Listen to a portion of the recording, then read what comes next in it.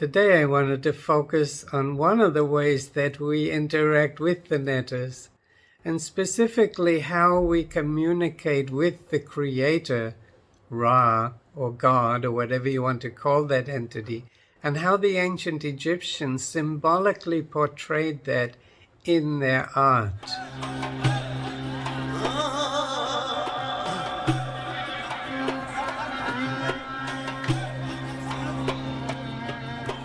I've mentioned several times that the cosmic laws are in operation both throughout the universe and within your own body at all times. So I just wanted to clarify a little, what exactly does that mean, and how did the ancient Egyptians portray that idea? So we're going to use a relief from the temple of Seti I in Abydos, where you have what is normally called an offering scene, where you have two principal characters, the king and one of the netters, and there's some kind of exchange going on between them.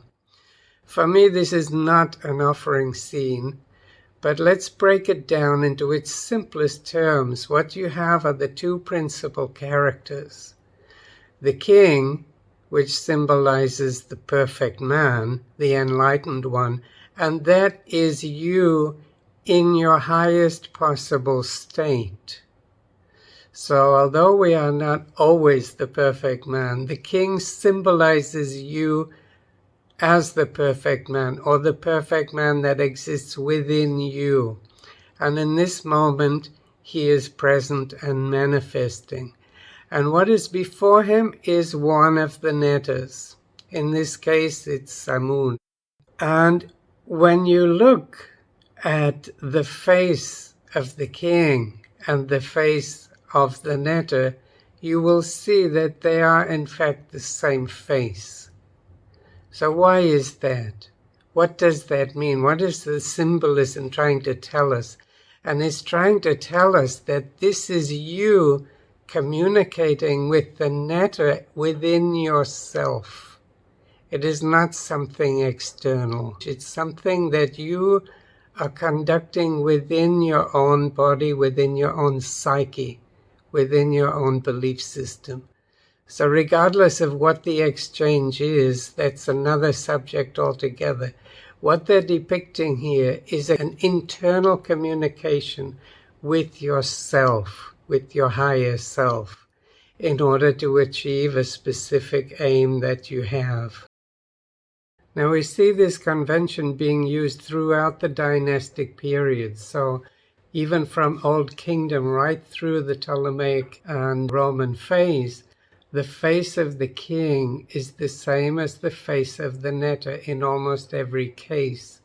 So we're dealing with an internal communication with the divine entity within yourself.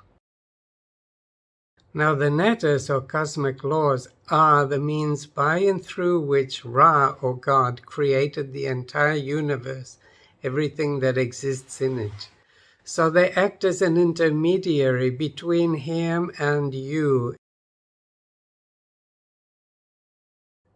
And how that works? Well, let's take an example that we can easily relate to, like radio.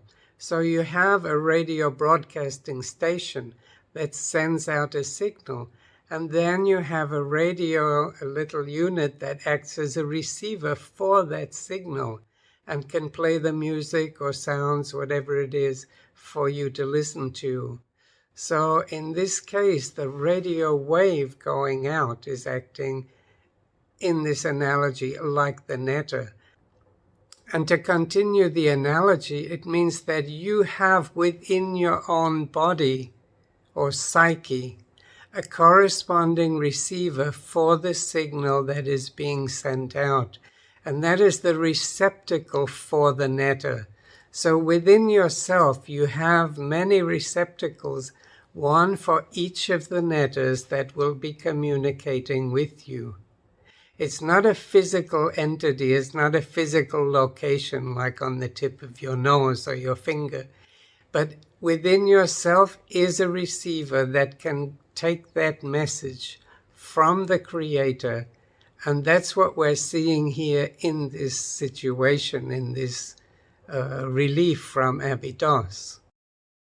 To continue that analogy, the radio station is sending out those waves, whether you tune into that station or not.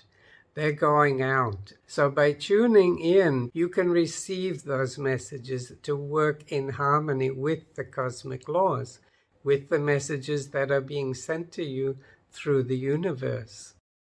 I'm recording this video here lying on a bed, which is actually where I received a lot of the downloads over the years. They usually come to me during the night at around 3-4 o'clock, in that very magical, mystical hour before dawn. But I'm here today recording because this is what we have and the messages are coming in. In the temple reliefs, you almost never see the king alone. He is almost always interacting with the netter. There's almost always a cosmic law right next to him or in front of him or behind him or both. But you'll rarely see him alone. Remember that everything in Egyptian art is symbolic, or Schwaller called it symbolique. And so nothing is to be taken at face value or at its literal outer meaning. So the king is, of course, you. And the king represents the perfect man, and it's you as the perfect man. It's the perfect man within you. That is your highest possibilities. And it's interacting with one of the netters, with one of the cosmic laws. So this is what your higher self is actually doing all the time. It is working in harmony with cosmic law.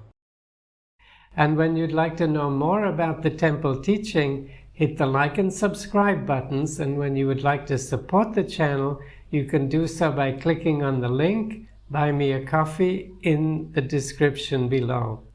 And thank you for watching.